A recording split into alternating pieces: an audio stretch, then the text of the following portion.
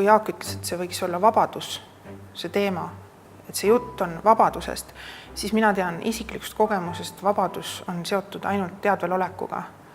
Ehk et kui inimene on teadvel, siis on tal vabadus. Ehk tal on vabadus oma elu juhtida, oma elu tegelikult päriselt juhtida. Ja ehk ta ei ole mõjutatud alateadlikest protsessidest nagu emotsioonid ja mõtted ja meenutused. Ehk need illusioonid, mis tavaliselt mõjutavad meie valikuid. Ehk valikuvabadus saabub siis, kui sa oled nendest eraldi. Selle tõttu ma võtsin selle motiivi, mis kujutab minu jaoks teadlikkust, teadvel olekut, absoluutselt nullolekut, tühjust ja puhtust ja vaikust ja paigalolekut. See on nagu see algseis, kuhu kõik looming tuleb. Ja teine, see on see valge keskne osa. Ja see rohelus, see struktuur, see on juba see looming ja ka see roosa lill, mis nii-öelda toetab, see on nagu ekstraheeritud, see sama loodus. Loodus on täiuslik selles mõttes, täiuslik puhas looming, aga see on seotud otseselt ka nii-öelda teadvel olekuga, mis ühelt poolt annab meile vabaduse, aga teiselt poolt täieliku vastutuse just nimelt nende algsete puhaste impulsside suhtes, nagu on loodus ja see on praegusel ajastul on oluline teada, et meie sisemine vabadus annab meile ka sisemise vastutuse nagu keskkonna eest, sest asi on nagu käest ära.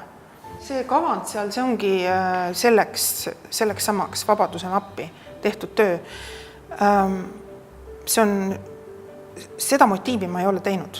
Ma ei ole kunagi keskendunud otseselt vabadusele, aga ta samas on täiesti nagu orgaaniliselt seotud. Kui ma praegu mõtlen oma näituse peale, mis ma praegu üleval on ja nende tööde peale, siis ma näen, et seal on ikka väga palju sarnasust just minu viimaste töödega.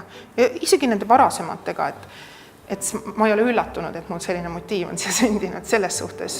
See, mida ma valin, et maalida või joonistada või trükkida või lasta nagu maailmale välja, see on see, mis on mul läbi teadvustatud. Ehk et ma ei tee, kuigi joontes ja nii-öelda protsessis ma olen vaba või spontaanne, ma usaldan oma intuitsiooni ja ma lihtsalt teen, siis ma ei kontrolli, aga minu see algne nii-öelda suund, algne jõud, mida ma endas hoian, kui ma midagi hakkan tegema, see on teadlikult valitud.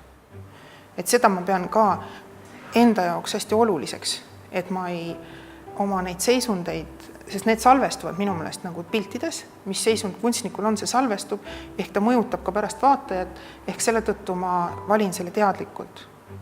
Et mul on see vabadus, mul on ka vastutus.